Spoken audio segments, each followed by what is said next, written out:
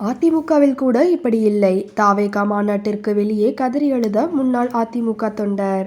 தமிழக வெற்றிக் கழகத்தில் இணையும் முன்னாள் அமைச்சர் சி. விஜயபாஸ்கருக்கு ஆதரவாக வந்திருந்த புதுக்கோட்டை மாவட்டத்தைச் சேர்ந்த முன்னாள் அதிமுக தொண்டர் ஒருவர் தாவேகா நிகழ்ச்சி அரங்கிற்குள் செல்ல தங்களை அனுமதிக்கவில்லை என கண்ணீர் மல்க வேதனை தெரிவித்துள்ளார். அதிமுகவின் முன்னாள் அடிப்படை உறுப்பினராக இலுப்பூர் தாலுகாவைச் சேர்ந்த கலியபெருமாள் செய்தியாளர்களிடம் அழுதபடி பேசியது. எங்கள் இலுப்பூர் தாலுகாவிலிருந்து முன்னாள் அமைச்சர் சி. விஜயபாஸ்கர் அவர்கள் தாவேகாவில் இணைவதை நேரில் பார்ப்பதற்கு நாங்கள் மிக ஆர்வத்துடன் இங்கு வந்திருந்தோம்.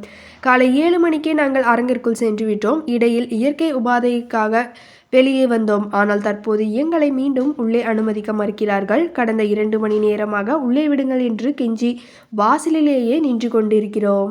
இதையெல்லாம் பார்க்கும்போது மிகவும் வேதனையாக இருக்கிறது. இத்தனை வருடங்கள் அதிமுகவில் இருந்தபோது கூட எங்களுக்கு இப்படி ஒரு நிலைமை நடந்ததே இல்லை. இந்த அவமரியாதையை யாரிடம் சொல்லி அழுவது என்று தெரியவில்லை.